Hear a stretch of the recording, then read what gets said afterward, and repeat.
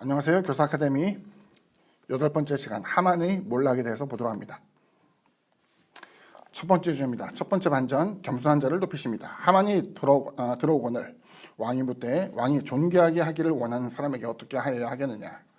하만이 심중히 이르되 왕이 존귀하게 하기를 원하는 자는 나 외에 누구리요 하고 왕께 아뢰되 왕께서 사람을 존귀하게 하시려면 왕께서 입으시는 왕복과 왕께서 타시는 말과 머리에 쓰시는 왕관을 가져다가 그 왕복과 말을 왕의 신하 중 가장 존귀한 자의 손에 맡겨서 왕이 존귀하게 하시기를 원하는 사람에게 옷을 입히고 말을 태워서 성중 거리로 다니며 그 앞에서 반포하여 이르기를 왕이 존귀하게 하기를 원하는 사람에게는 이같이 할 것이라 하게 하소서 하니라.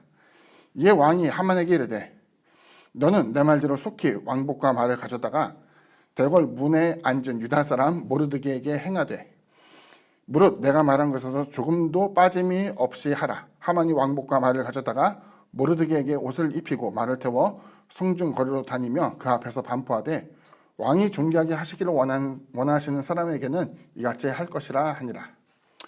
두 번째 반전, 심판하시고 구원하십니다. 왕후 에스더가 대답하여 이르되 왕이여, 내가 만일 왕의 목전에서 은혜를 입었으며 왕이 좋게 여기시면 내 소청대로 내 목숨을 내게 주시고 내 요구대로 내 민족을 내게 주소서. 나와 내 민족이 팔려서 죽임과 도륙함과 진멸함을 당하게 되었나이다. 만일 우리가 노비로 팔렸더라면 내가 잠잠하였으리이다. 그래도 대적이 왕의 손해를 보충하지 못하였으리이다 하니 아하수에로 왕이 왕후 에스더에게 말하여 이르되 감히 이런 일을 심중에 품은 자가 누구며 그가 어디 있느냐 하니 에스더가 이르되 대적과 원수는 이 악한 하만이니이다 하니 하만이 왕과 왕후 앞에서 두려워하거늘 왕이 노하여 일어나서 잔치자리를 떠나 왕궁 후원으로 들어가니라. 하만이 일어서서 왕후 에스더에게 생명을 구하니 이는 왕이 자기에게 벌을 내리기로 결심한 줄 알미더라. 왕이 후원으로부터 잔치자리에 돌아오니 하만이 에스더가 앉은 걸상 위에 엎드렸거늘 왕이 이르되 저가 궁중 내 앞에서 왕후를 강간까지 하고자 하는가 하니 이 말이 왕의 입에서 나오매 무리가 하만의 얼굴을 싸더라. 왕을 모신 내시 중에 하르보나가 왕에게 아뢰되 왕을 위하여 충성된 말로 고발한 모르드게를 달고자 하여 하만이 높이가 50 규빗이 되는 나무를 준비하였는데 이제 그 나무가 하만의 집에 섰나이다. 왕이 이르되 하만을 그 나무에 달라 하매 모르드게를 매달려고 한 나무에 하만을 다니 왕의 노가 그치니라. 세 번째 반전, 승리하게 하시고 패배하게 하십니다. 아달월 곧 12째 달 13일은 왕의 어명을 시행하게 된 날이라. 유다인 대적들이 그들을 제거하기를 바랐더니 유다인이 도리어 자기들을 미워하는 자들을 제거하게 된 그날에 유다인들이 아하수에로 왕의 각 지방 각 읍에 모여 자기들을 해하고자 한 자를 죽이려 하니 모든 민족이 그들을 두려워하여 능히 막을 자가 없고. 정리합니다. 앞서 한 바와 같이 처음 아하수에로 왕이 아니었던 왔을 때의 패위는 왕에 대한 불순종, 불렀는데 나오지 않았던 것, 규를 내밀었음에도 불구하고 순종하지 않았던 것으로 인하여서 진노를 사게 되었습니다. 그래서 이제 하나의 법령이 정해졌어요. 가정의례 준칙이라고 얘기할 수도 있겠고, 여기서 보면은 왕의 권위에 대해서 이제 이야기를 하는데 왕이 요청할 때에 나오지 않게 된 것도 죄가 되는 것이고 왕이 부르지 않았음에도 불구하고 왕 앞에 나서게 된 것도 이제 벌을 받게 되는 거예요. 다시 말하면 이제 모르드게에게 에스더가 이제 설명을 할 때에 왕이 나를 부르지 않은 지 벌써 30일이 지났습니다. 어찌 보면은 왕 주에는 여자들도 많았을 것이고 정사에도 바빴을 것이고 아무튼 자신의 왕후가 생각나지 않을 만큼 바쁜 정서를 돌보거나 혹은 관심이 그에게서 떨어진 것을 생각하게 된 것이죠. 그럼에도 불구하고 에스더가 쉽게 나설 수 없는 것은 왕이 내린 그 금령이라는 것이 두려웠기 때문에 이것에 대해서 괜히 부르지도 않았음에도 불구하고 나가서 왕의 미움이라도 사게 된다면은 그 스스로가 죽임을 당할 수 있다는 것을 그가 알았기 때문이죠. 그리고 금식을 한 이후에 왕 앞에 나가게 됐을 때에 왕이 기쁘게 그 왕후를 맞이하여 주었습니다. 누가 생각하기를 재미난 얘기죠. 한 2, 3일간 금식했으니까 얼굴이 몰라보게 수척해졌을 것이고 날씬해졌으니까 왕이 기쁘게 받은 것 아니냐 생각하겠지만 고대 이제 점토를 보게 되면은 미에 대한 개념이 오늘날과 좀 달라요. 그때는 뭐 냉장고도 없고 사람이 배불리 먹을 일도 그렇게 많지 않기 때문인지 몰라도 그 당시에는 포동포동한 게 이제 미의 기준이었어요. 제가 시대를 잘못하고 났죠.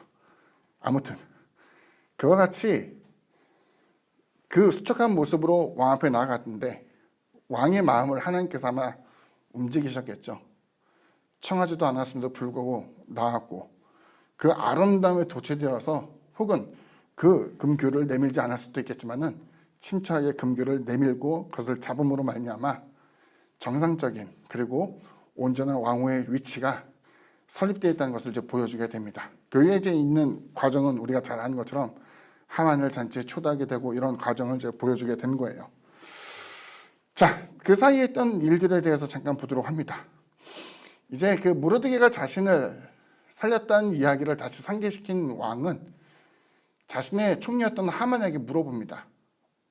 큰일을 행한 자, 여기서는 왕의 생명을 구한 것을 이야기하는데 하만은 지레짐작하기를 내가 총리니까 왕이 가장 총리한 사람은 내가 아니겠는가. 그래서 왕의 옷, 왕의 관, 탈것과 수레를 통하여서 돌아다니고 왕이 총리하는 신하로 하여금 이것을 공표하게 하는 것을 이야기했죠. 자기의 영광이라고 생각했는데 뜻밖에도 왕은 모르드게, 자신이 미워하는 모르드게가 여하튼 상급을 받은 자라는 것을 이야기합니다. 그 과정의 내용을 처음엔 몰랐겠죠. 왜? 목숨을 구한 사건 이후에 하만은 총리가 되기 때문에 그 내용을 몰랐을 가능성이 있어요. 아무튼 여하튼 과정 가운데서 하만의 마음속에는 미움은 가득 찼을 것이고 에스더가 그 과정에서 이제 몇 번의 잔치, 연회를 하고 난 다음에 왕에게 이야기하며 그 사랑스럽게 보이는 모습, 왕이 자신의 제국의 절반이라도 줄 것 같은 여하튼 상황 가운데서 눈물을 뚝뚝 흘리며 자신의 생명을, 자신의 동족을 살려달라고 할 때에 왕의 마음이 그 애정이 얼마나 큰 분노로 변했을까를 지레짐작하게 만듭니다. 에스더가 그 내용에 대한 것을 이야기하죠. 왕은 지혜로운 사람이에요. 저 같았으면 있는 그 자리에서 분노를 폭발했을 텐데 잠깐 뜰에 나갑니다. 분노를 시키려고 했던 것인지도 모르고 어쩌면 냉정하게 이 사건을 파악하려고 했을지도 몰라요. 그런데 그 과정 가운데 하만의 악수가 터지게 되죠. 뭐냐면 왕에게 엎드려서 살려달라고 비는 그 과정이 왕이 봤을 때는 자신의 아내를 욕보이려고 하는 같은 모습으로서 승하게 된 것이었죠.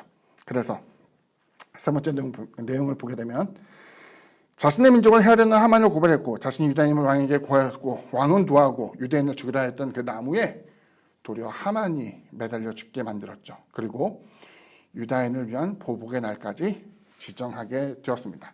다시 말하면 하만이 유다인을 다 죽여서 그 재산을 가지고 왕에게 바치려고 했던 것을 거꾸로 유다인을 학대하고 미워하고 죽이려고 했던 사람들을 에스더가 하만을 죽이는 데 있어서 결정적인 역할을 했던 것처럼 도리어 유다인들이 그들을 치고 죽여서 빼앗게 함으로써 보복의 날을 다시 만들게 된 것을 우리에게 보여주고 있죠. 그리스도인은 내가 보복하는 게 아니라 보복하는 하나님의 섭리에 내가 맡기는 거예요. 원수 갚는 것이 내게 있다라고 이야기하고 신앙에서 우리에게 용서와 사랑에 대해서 이야기할 때에는 바보가 되고 항상 당하는 자가 되라는 것을 이야기하는 것은 아닐 거예요.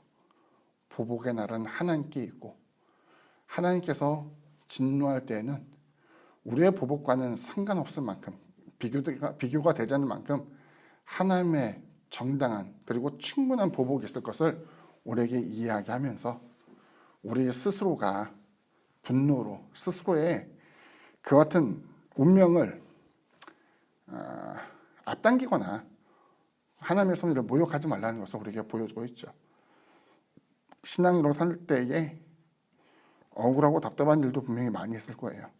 하지만 분명한 것은 하나님께서 섭리를 통해서 여하튼 일을 이루신다는 것을 우리에게 보여주고 있고 우리 역시도 여하튼 나를 미워하고 까닭없이 방해하는 회방하는 그 같은 사람이 있을 때에 낙심하지 말 것은 하나님의 때를 생각하며 내가 해야 할 바를 실천하는 그 가운데에 하나님의 구원이 반드시 있다는 것을 우리에게 보여주고 있죠. 여하튼 하나님의 은혜를 많이 누리며 살아가게 되는 저와 여러분 되기를 부탁을 드립니다. 강연이 여기까지입니다. 감사합니다.